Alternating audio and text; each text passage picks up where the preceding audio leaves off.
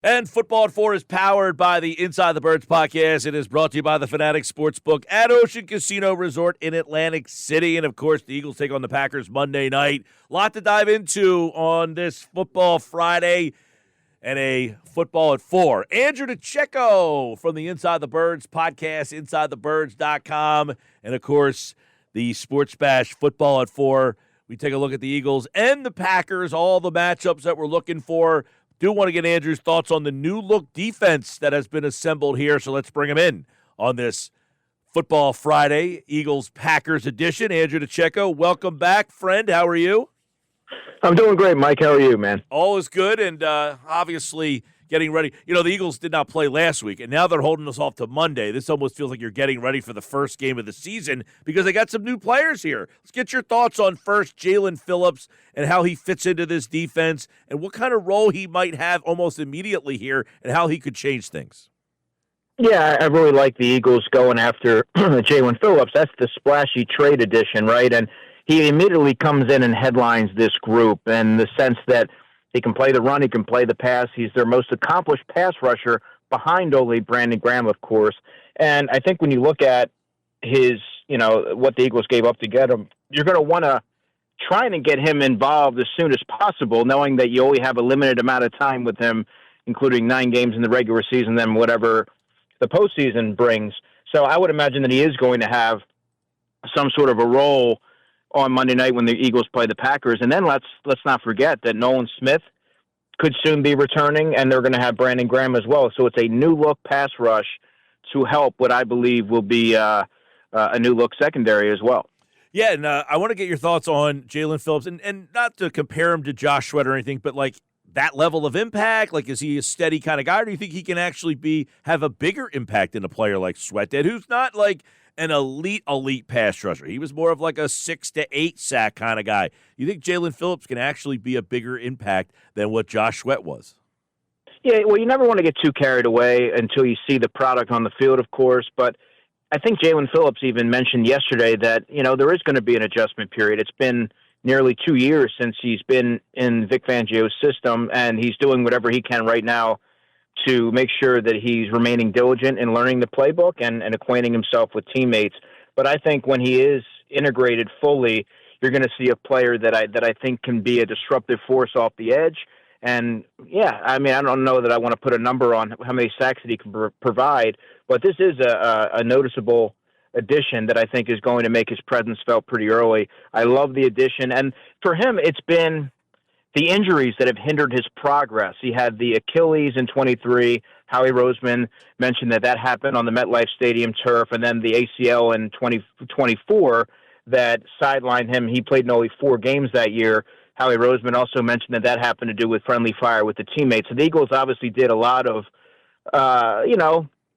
investigating as to what was causing those injuries and before they made that trade. So I think that now that he's healthy, he's excited to get to be in Philadelphia. He was very eager. I wrote a story at InsideTheBirds.com about that, called it one of the best things that's ever happened to him, probably. Yeah. And I think that shows you that he's ready to turn the page and start this new chapter here in Philadelphia. On that, you talked about Howie doing the backgrounds. He said the other day, and let's turn our attention to Jair Alexander.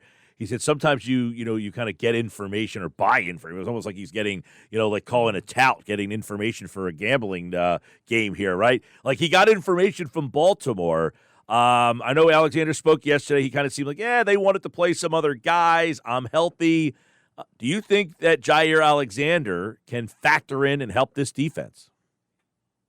Perhaps, but I don't know that it'll be immediately. In fact, I would imagine that it would be Keely Ringo who would start Monday night when the Eagles play the Packers, simply because it typically takes a little bit of time for a player that plays that position to be able to master all of the different intricacies of Vic Fangio's defense. There's cities there that have to be taken into account. Now, do I envision a scenario where Jair Alexander could end up being the cornerback 2 down the line here, down the stretch?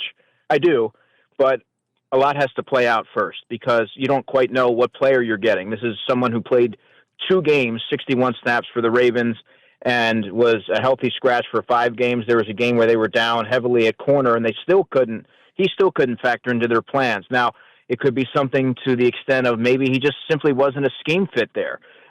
He talked yesterday about other players, them giving other players an opportunity.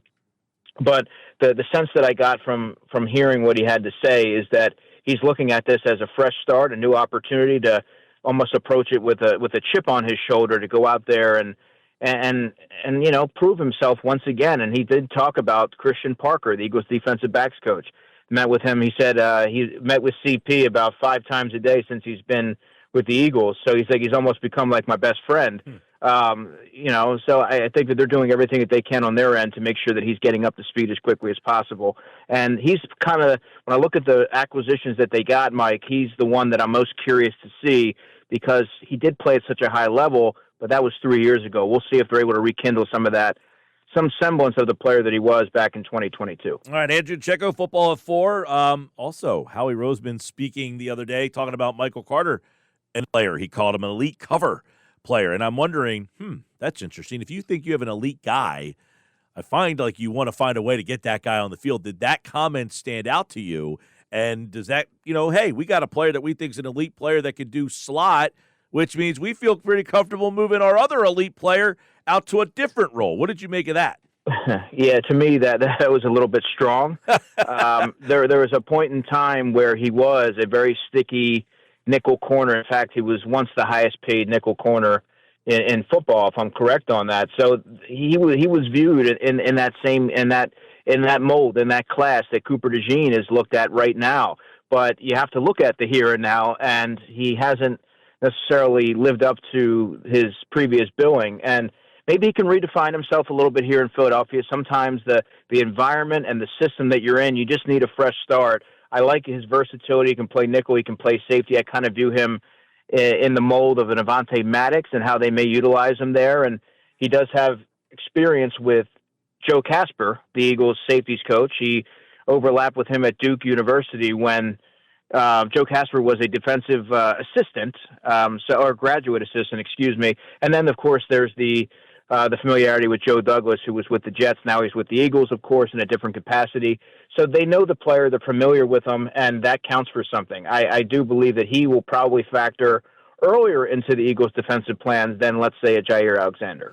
Let me get your thoughts then on what happens with Jahad Campbell here, Andrew. I'm a little interested and intrigued what you think. Obviously, you got Dean.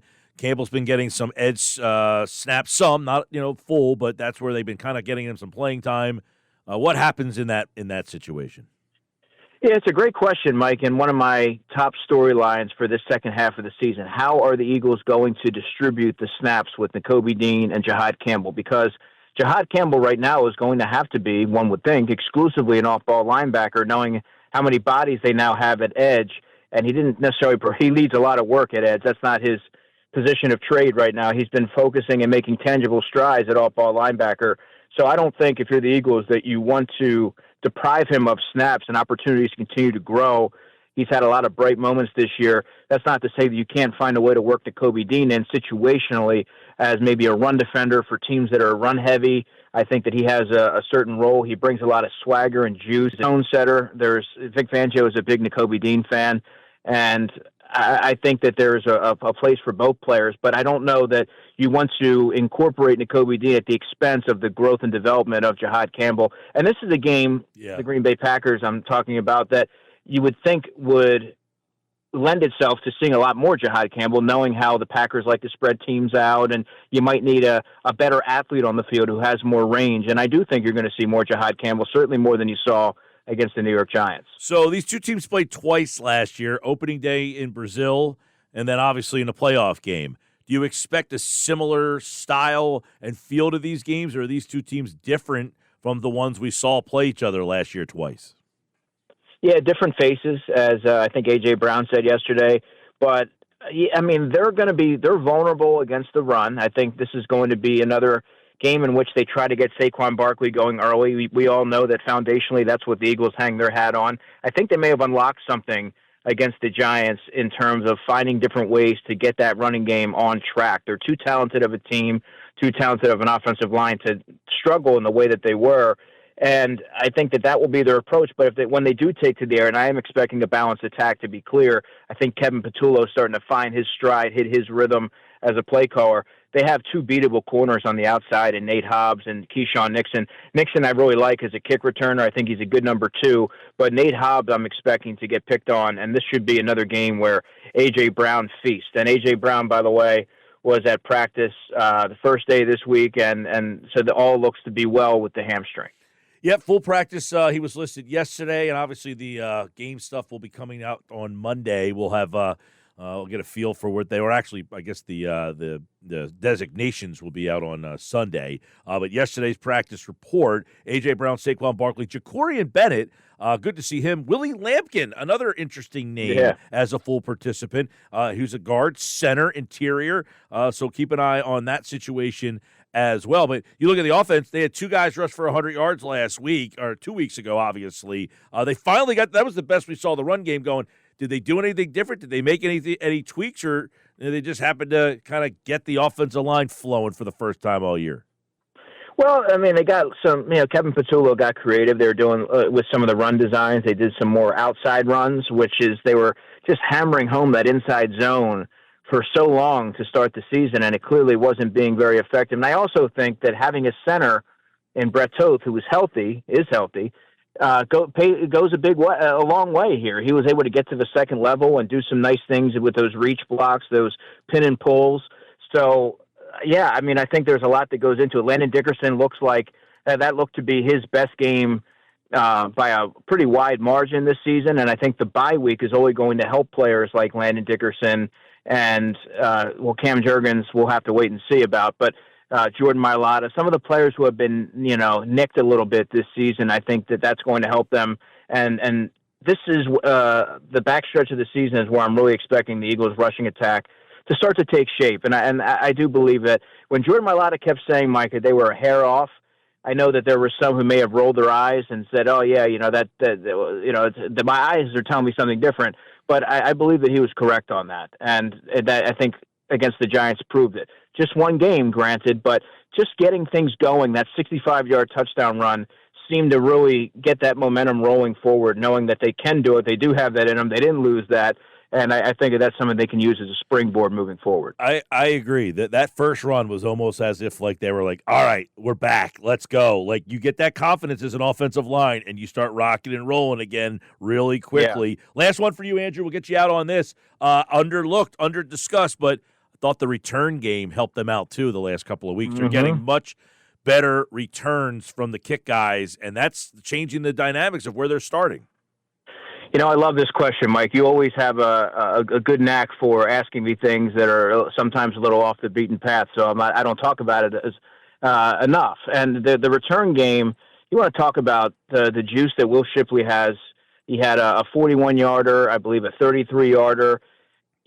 Sometimes you take those things for granted, but when you look at the poor field position for so much of the season, whether you're putting Tank Bigsby out there, who's grossly miscast as a kick returner, John Mechie, A.J. Dillon. But when you have someone back there, a healthy Will Shipley who just gets upfield, he has a good feel for space, and then Xavier Gipson. So you're pairing Will Shipley and Xavier Gipson. I think they have the right formula there. Xavier Gipson was acquired off waivers about a month ago from the Jets, and he was inactive for a while. I think there were a lot of folks that were kind of scratching their head, why claim this guy if you don't have any plans to use him? He made a notable impact in the return game.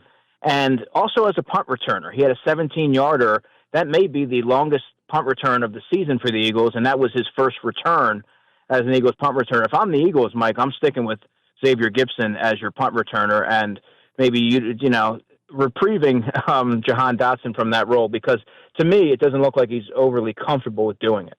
All right, well, we'll see the game. Of course, we don't have a Sunday of Eagle football, but we will have Monday night, another day to kind of break this one down. But it's a fun game. Packers, of course, coming off that loss, and the Eagles coming off of a bye. You can listen to the game right here on 97.3 ESPN. Get more coverage from the Inside the Birds guys over at InsideTheBirds.com, and check out the Inside the Birds podcast. That is Andrew DiCecco. This has been Football at 4. Andrew, have a great weekend, man.